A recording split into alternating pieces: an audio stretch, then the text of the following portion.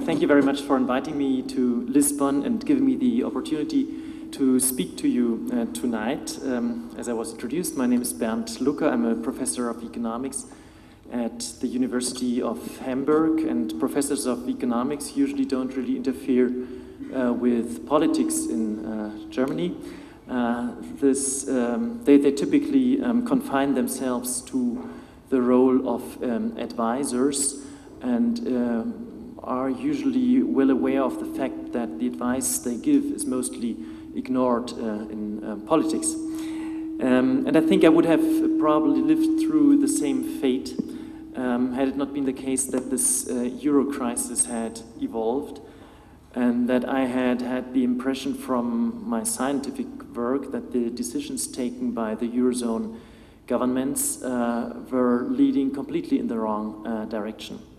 So I was giving interviews as a university professor in which I expressed my opinion on those early decisions in the rescue policy in May, June 2010, realizing that positions of a single university professor don't really matter much.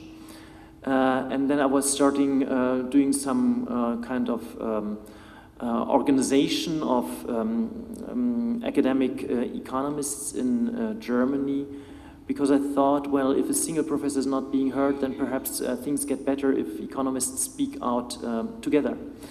And I was organizing something which was called the Plenum of German Economists, which comprised something like 330 economics professors at German universities, all of which were deeply concerned about the effects of the euro crisis.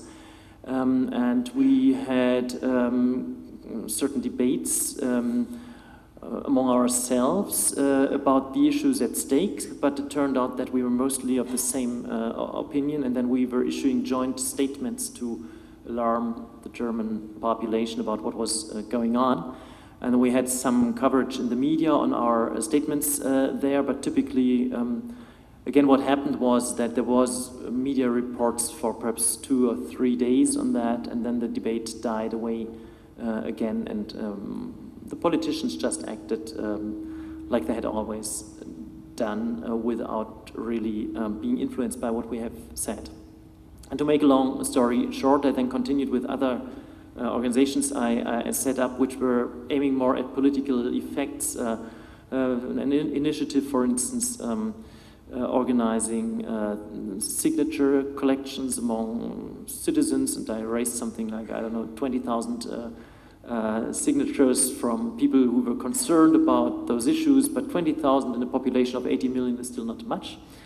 And following this path, my activities became more and more political, ending finally, or beginning, whatever you may think, with the foundation of a new party in Germany, the Alternative für Deutschland, or Alternative for Germany, which suddenly received lots of attention by both media and politicians, because it is a very rare occurrence in German politics that parties are being founded by people who are at least considered to be serious by most of the population. So there were quite a number of economics professors joining me in this effort, and other prominent figures too.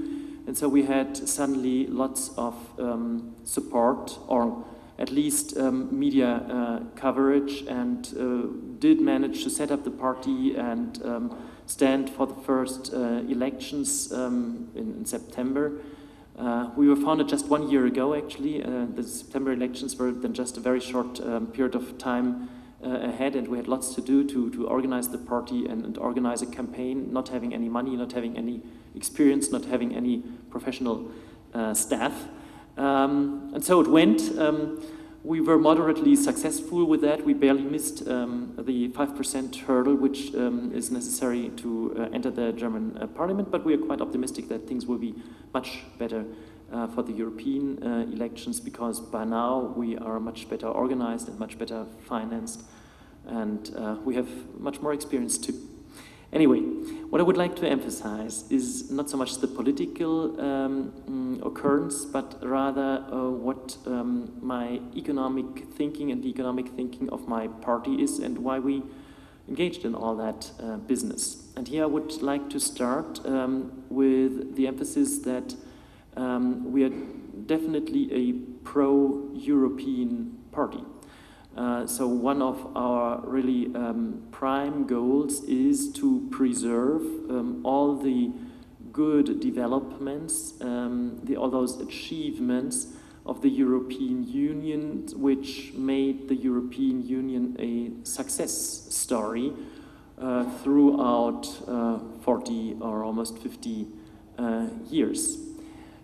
So we are not anti-European or anti-EU, but we are very skeptical concerning the recent development of the European Union, and in particular skeptical in terms of the Euro rescue policy, because we think that sort of the decisive step which led the European Union away from its formerly successful path was the introduction of the common currency.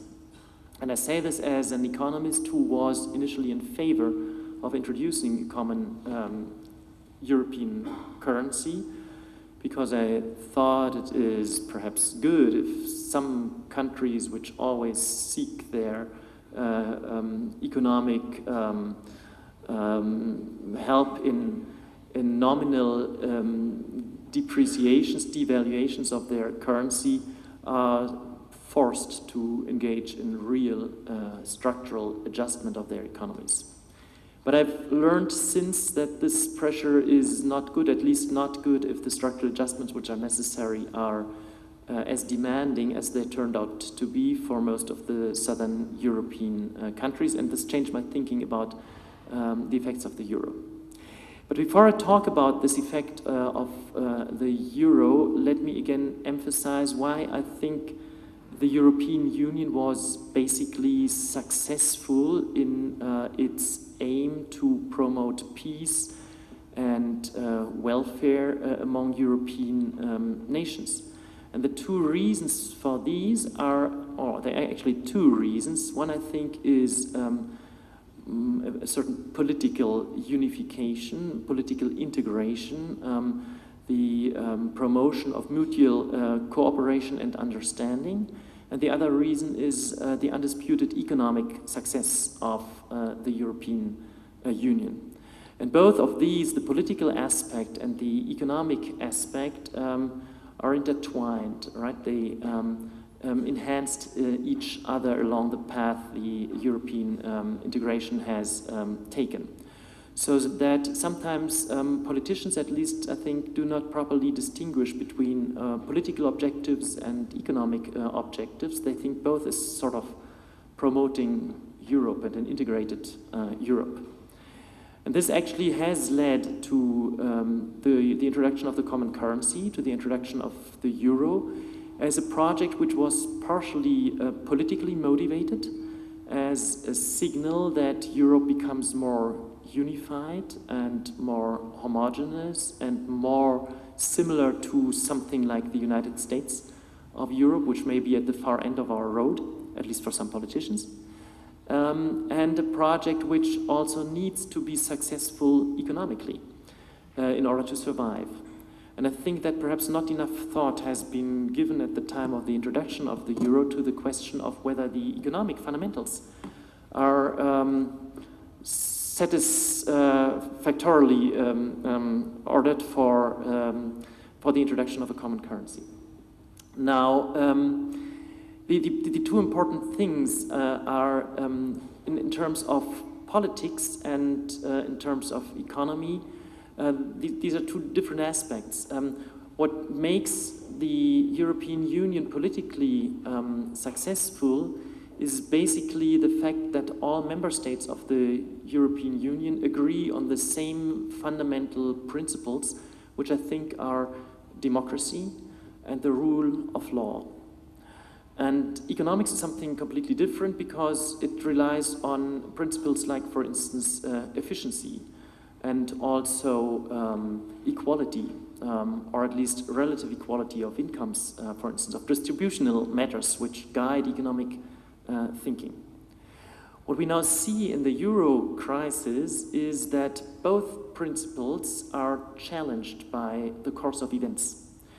In the political arena, both democracy and the rule of law are challenged by events like, for instance, speaking perhaps of the rule of law first, that the Maastricht Treaty has been violated when the heads of state and heads of governments decided to disrespect the no bailout clause of the European treaties.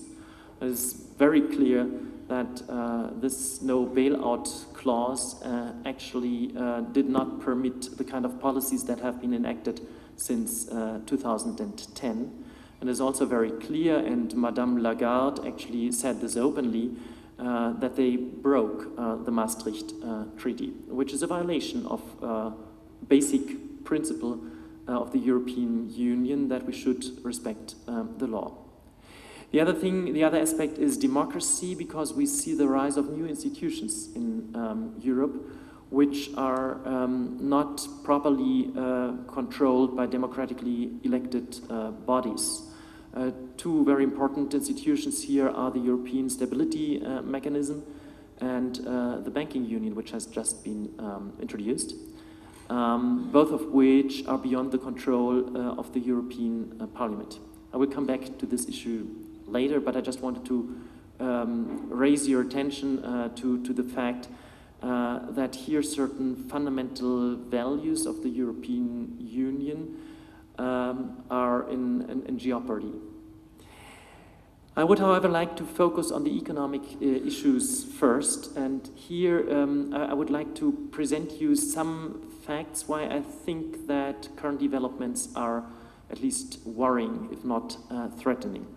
And now I've brought with me some slides to illustrate the points I would like to make, but I have to apologize because before I went to Lisbon, I spent 2 days in England giving talks there at the University of Oxford and at the London School of Economics in London.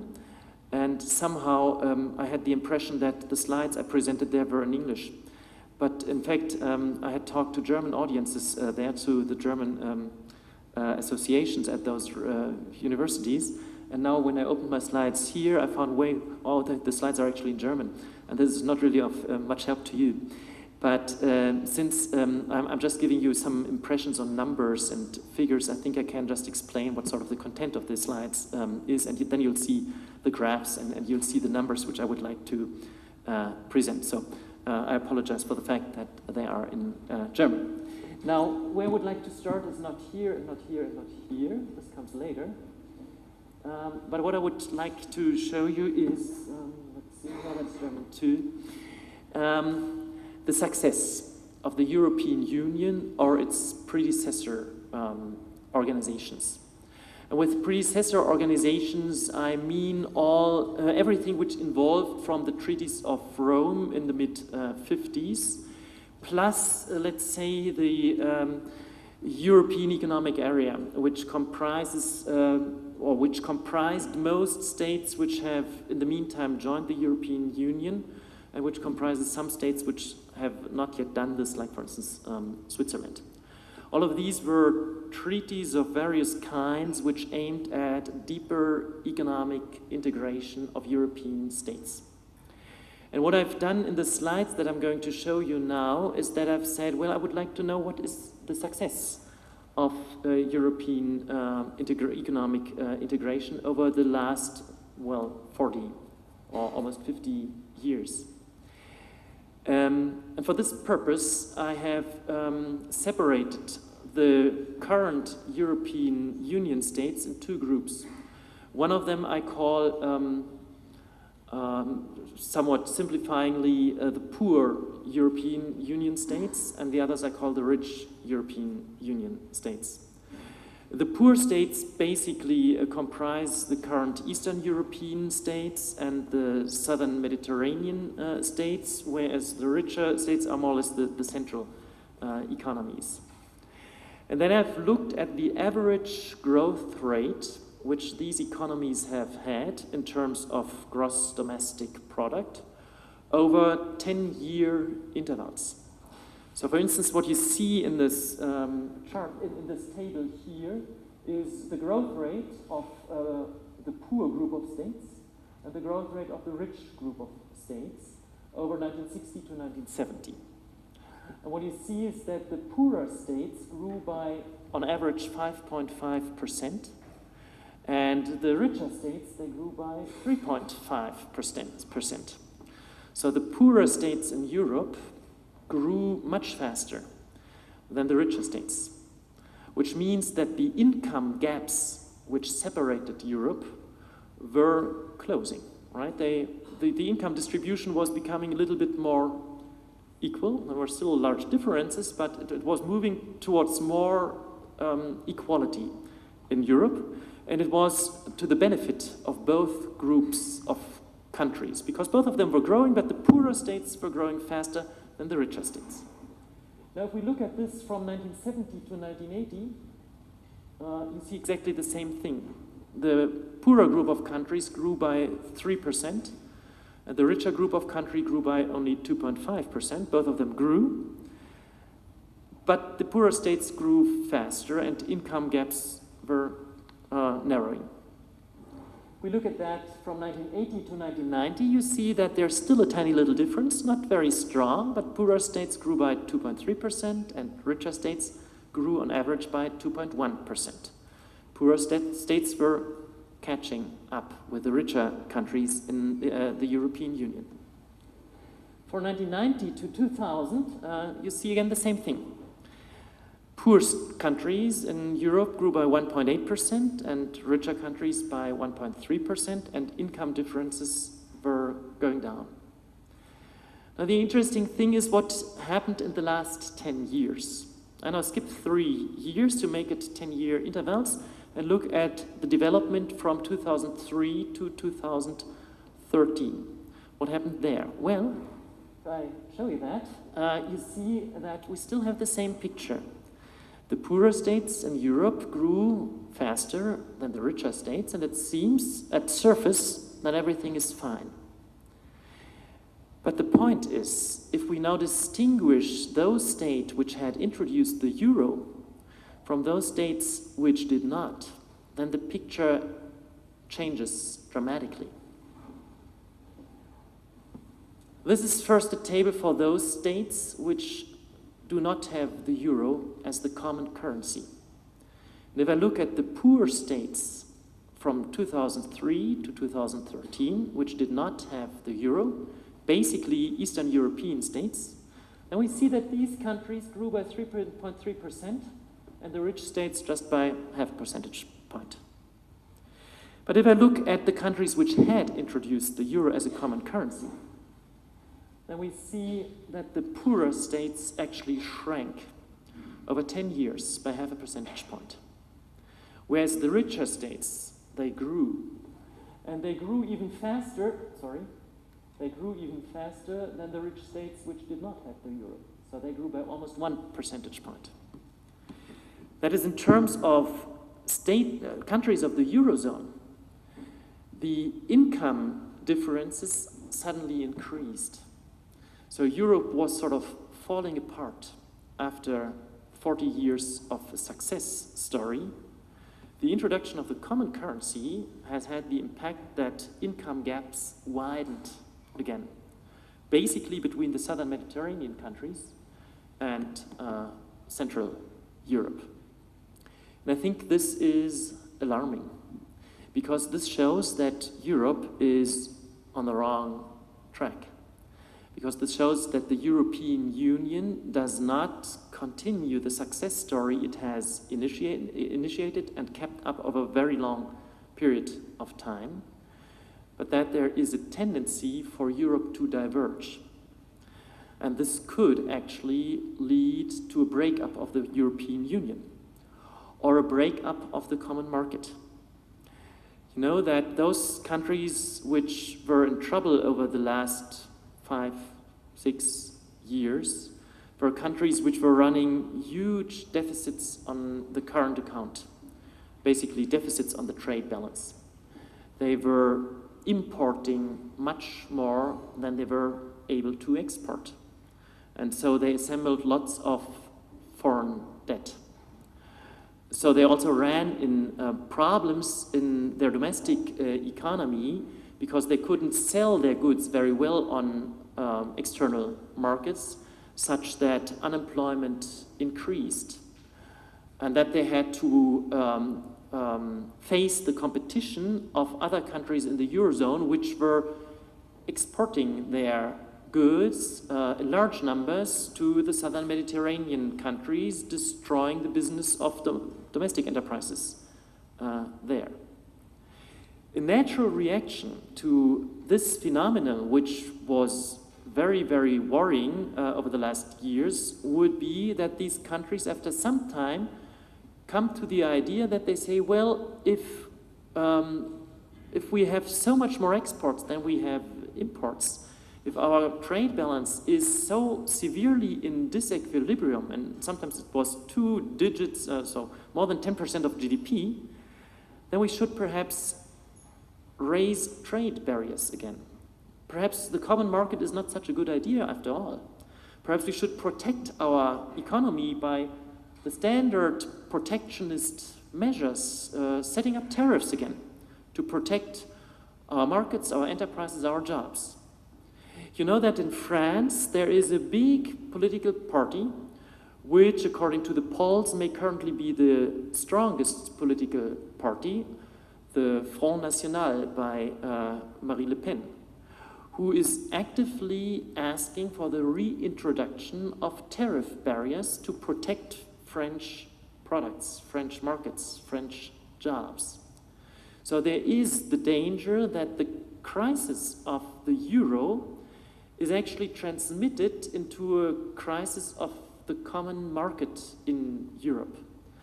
Because it could be that those countries which suffer from the euro are countries which will sooner or later decide on protective measures and will, by the introduction of protective measures of tariff or non-tariff barriers or whatever they think of, destroy what has been achieved in 40 years of successful economic history of the European Union. Now you may say, how do we know that this actually is a result of the euro? Could it not be that the development of the last 10 years has different causes? Could it not be that it is too easy to think that it is the euro which causes these problems? Well, I would like to present you some more information on why I think that it is indeed the euro which causes these problems. But before I want to do this, I would like to comment on the propaganda, I would say, by Eurozone governments, that the euro crisis is about to relax, that the euro crisis is almost over. What Eurozone governments currently tell us that the worst is over because certain economic indicators seem to show light at the end of the tunnel, in particular for a country like Portugal.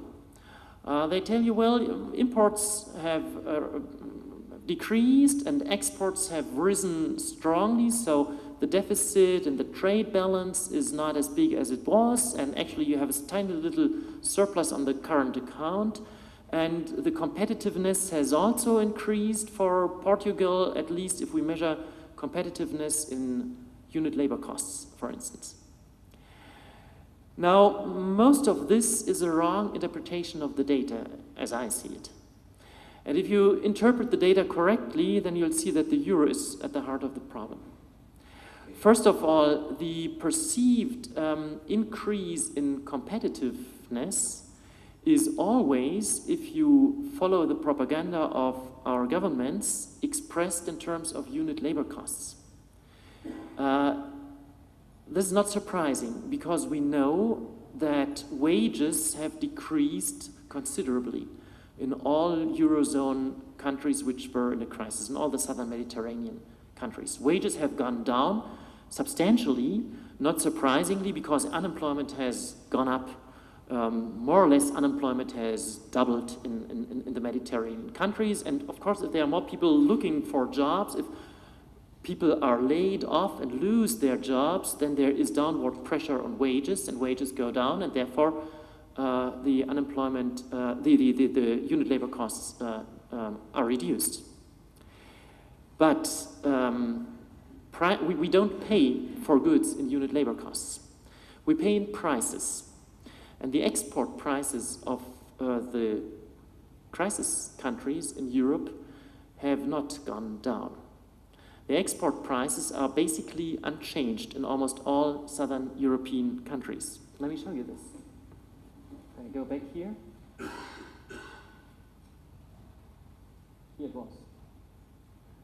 Not sure if you can see that well. If you look at this graph, then you see the export price indicator for a number of countries, normalized to a level of 100 for the year 2005. You see two downward sloping lines. The blue line is Germany and the brown line is Ireland.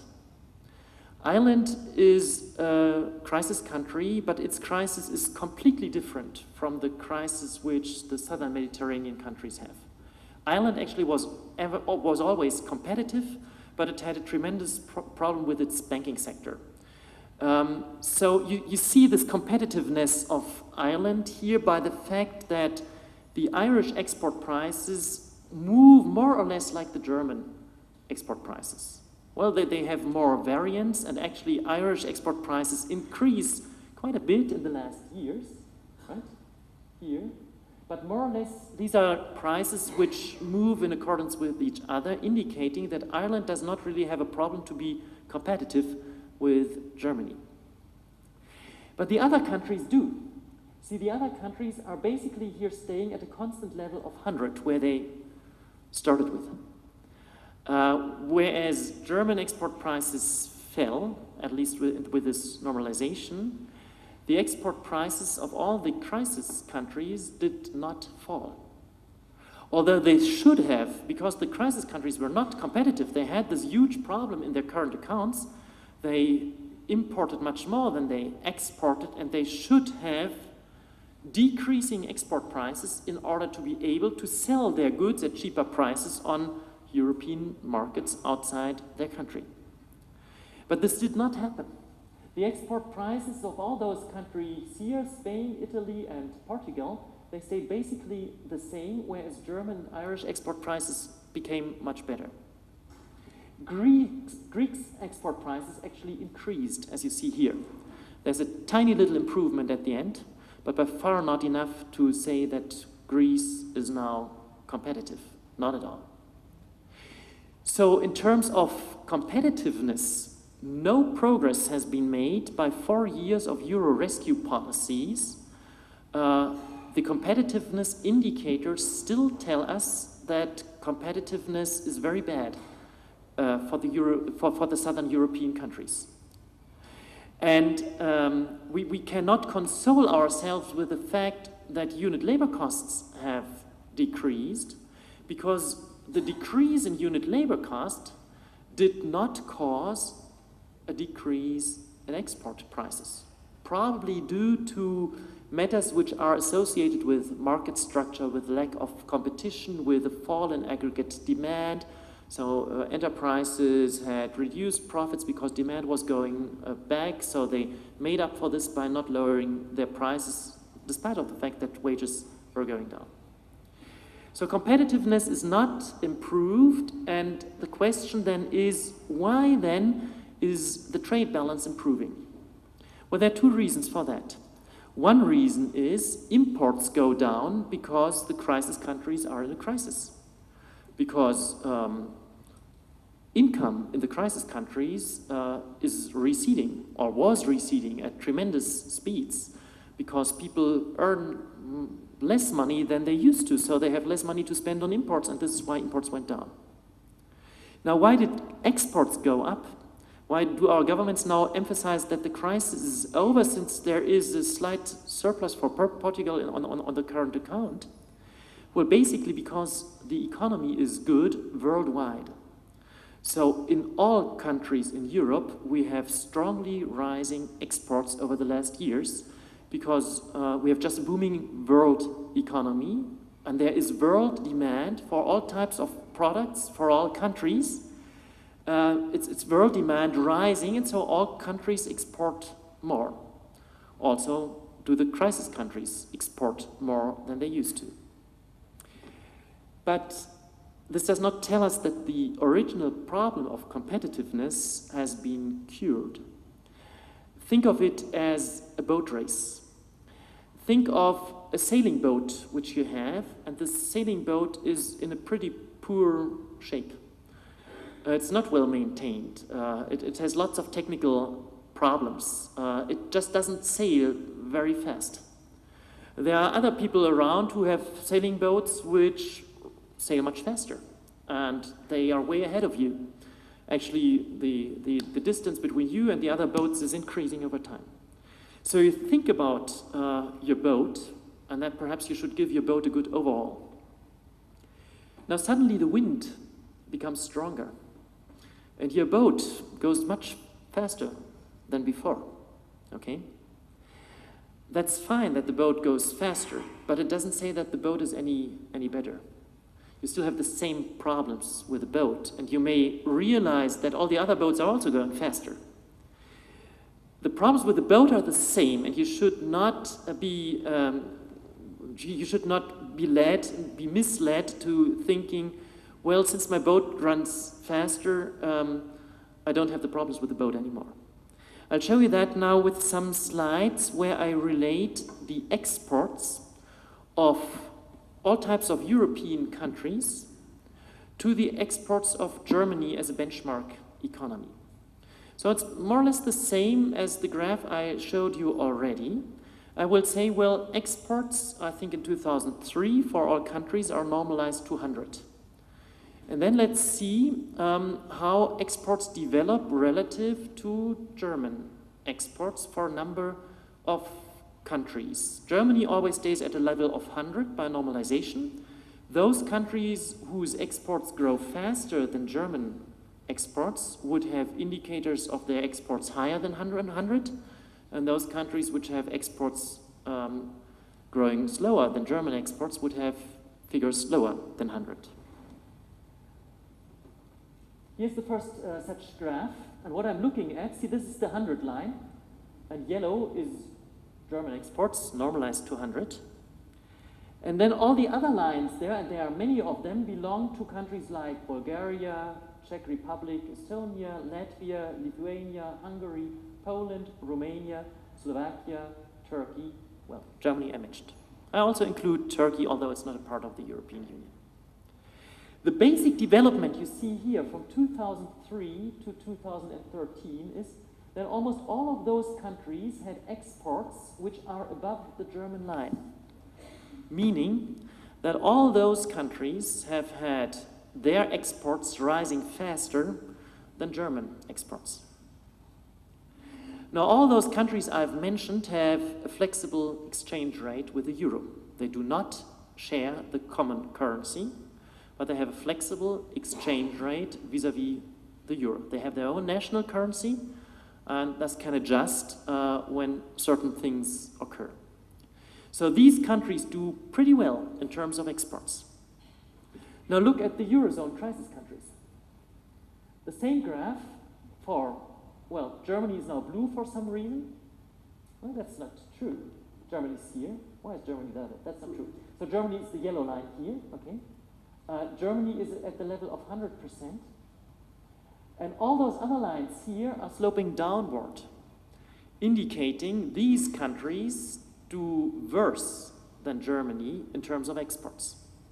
And these countries are Ireland, Greece, Spain, France, Italy, Cyprus, Malta, Portugal, and Slovenia. These are essentially the Eurozone countries, and more or less the crisis countries, including, for instance, France. Well, also including, everything is Eurozone country, right?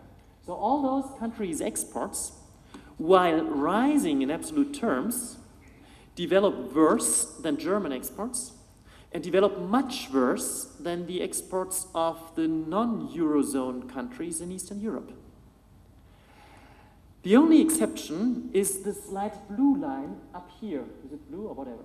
It used to be blue on my screen. See, this line is going up until 2008, and then it's going down.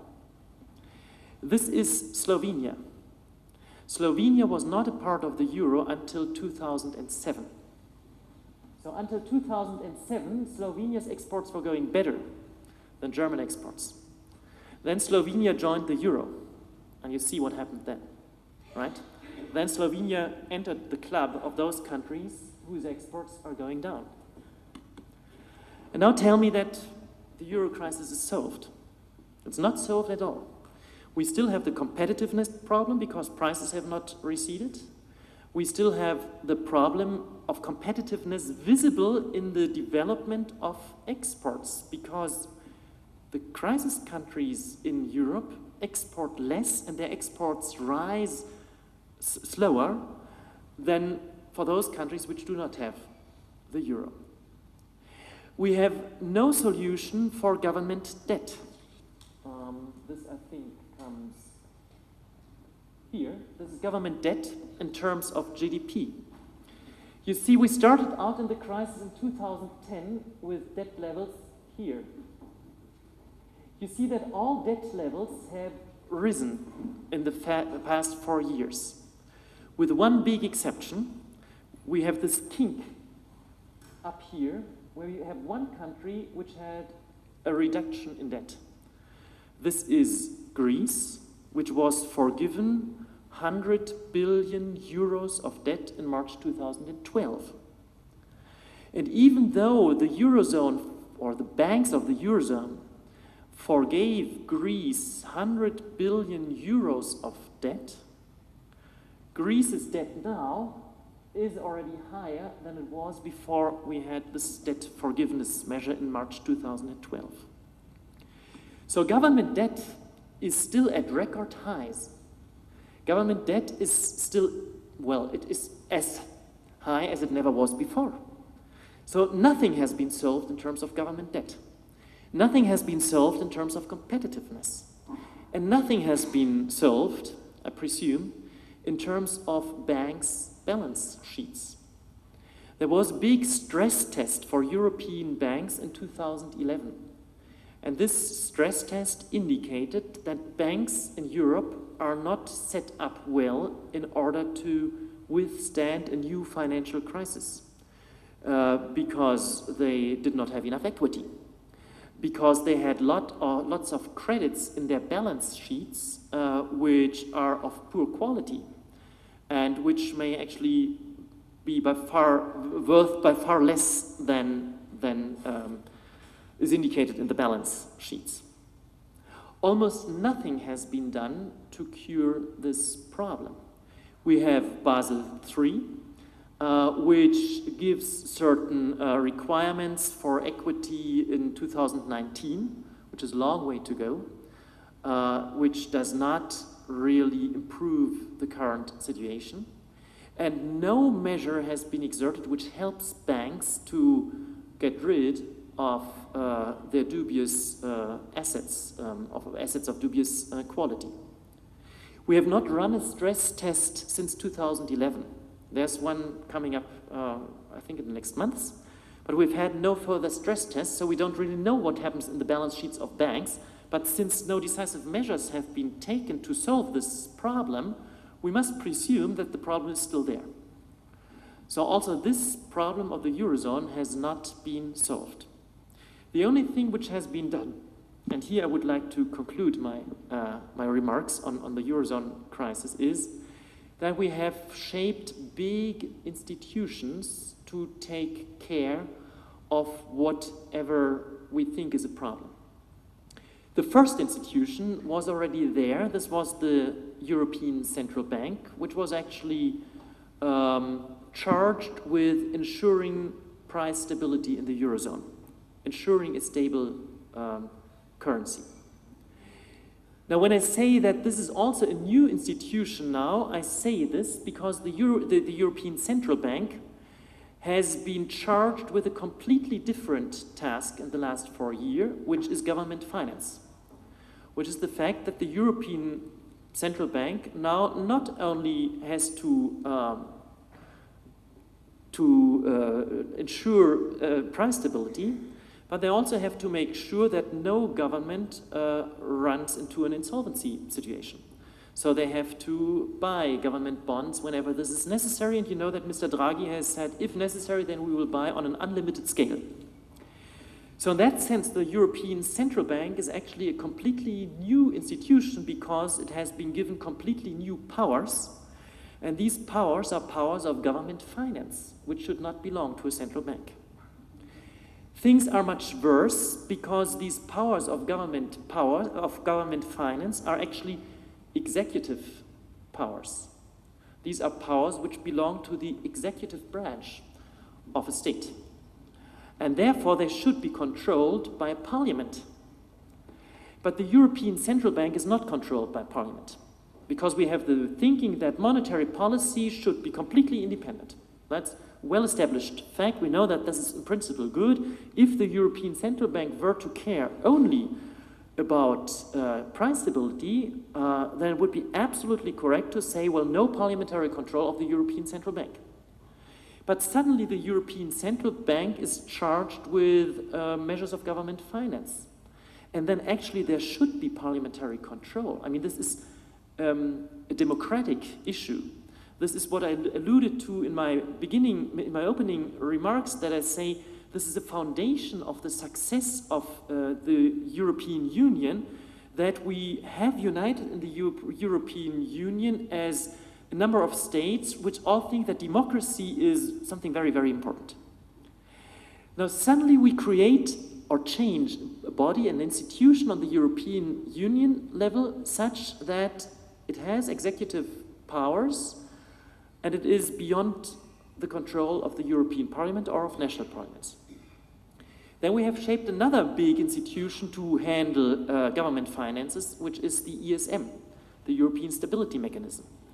And this European Stability Mechanism is also just an executive body, and it is not subject to control by the European Parliament. To be fair to the ESM, there is some control by national parliaments if national parliaments are not put under pressure by their respective governments that everything has to go very fast and that there is no alternative. Which was the case in Germany and I think in many other countries too.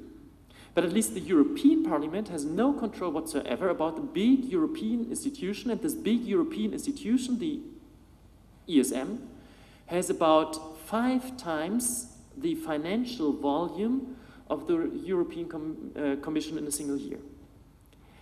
And then there's a third institution, which is the banking union, which is just being shaped. The banking union is set up in a very clever way because at first it's just the banks which finance the banking union, and it's first the case that each banking system is just responsible for banks in its national territory. But after 10 years, all these things are merged, and then we have the socialization of bank debts. And all European banks have to pay for the debts of a single country's banking system. This banking union has now been designed in such a way that it is a branch of the European Central Bank, effectively making it impossible for any parliament to control the banking union. Because again, it is sort of protected by the umbrella of the European Central Bank, which claims, well, a central bank should be independent. So the banking union is also independent and it is beyond parliamentary control. So we have 3 big institutions at the European level which have come into existence in the last 4 years, and none of these institutions is properly controlled by democratically elected bodies. And I must say I find this worrying, because I think there is a new superstate developing on the European level, and this superstate is completely different from the democratic tradition we have on the national levels. And I think we should do something about that. And this is sort of the main message that me and my party would like to communicate in the European election. These elections are very important precisely because the European Parliament has no power. Precisely because new institutions have been shaped which are beyond the control of the European Parliament. So you might say then, why vote for a European Parliament? Well, not voting for the European Parliament would make things different, but it is indeed the case that we are sort of on the European level back to the state of democracy which we've had on the national level in the 19th century, where parliaments existed but they had almost no power and they had to fight for this power. And after years and years and years, these parliaments were able to gain the power which they enjoy today on the national level. We are in this 19th century situation today on the European level. I think we should vote for European Parliament and for deputies which fight for those powers which the European Parliament is currently denied. I think this is important from the political aspect for the development of a good European Union, as it is important from the economic aspect for the European Union to grant the possibility for countries to leave the euro if they think that the euro is not beneficial for them. And here the two aspects, democracy and economics, interact again. Because the current situation is absurd that treaties do not allow countries to leave the euro even if they wanted to. Even if a democratic decision were reached in a single southern European country that they would like to discontinue their membership in the euro, treaties just don't allow that. And the question is then, well, why don't they allow that, and why don't we respect the democratic decision of a country to withdraw from the euro? So both for efficiency terms and growth terms and for democratic terms, it would be important to create the possibility, by a change of the treaties, for countries to withdraw from the euro if they so want. Thank you very much.